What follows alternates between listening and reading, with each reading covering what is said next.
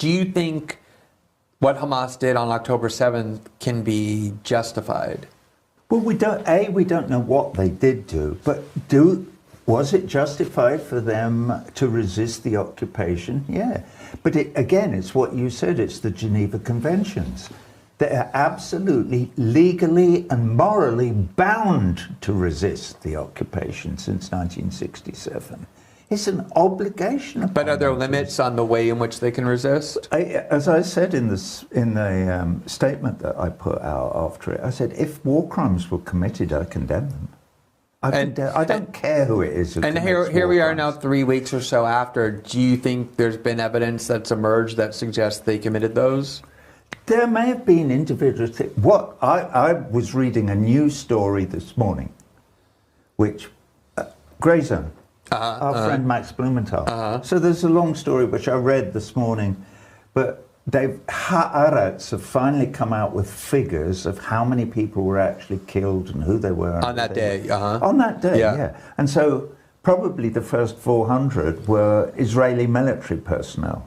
That is not a war crime. No, clearly everyone thinks military officials and military targets or soldiers in Israel are well, it depends if military you believe targets. in the Geneva Conventions or not, right? Or the United Nations. But what about targeting civilians or abducting them? No, of course not. No, right. Of course I don't condone that.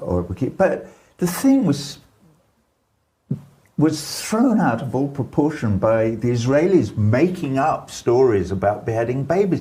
They even got the President of the United States, dotard that he is, to claim that he had seen photographs of the beheaded babies. Yeah. And then admitted that he actually didn't. Yeah.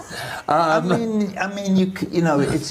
But what we do know is, whether it was a false flag operation or not, or whatever happened, and whatever story we're going to get to, and we don't know if we will ever get much of a real story.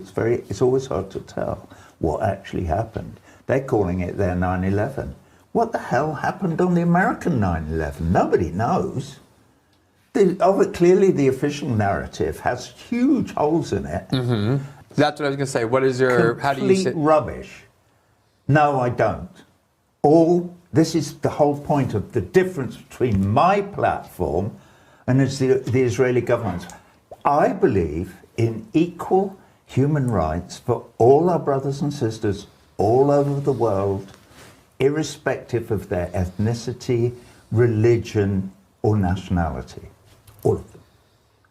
The Israeli government doesn't. For instance, just in that locale there, what we could call the Holy Land, if we wanted to, they consider that people who of the Jewish religion have completely different set of rights to everybody else. This is fundamentally important. That's why in my message I go, do you subscribe to the idea of equal human rights or not? Because as soon as you don't, you are a Nazi.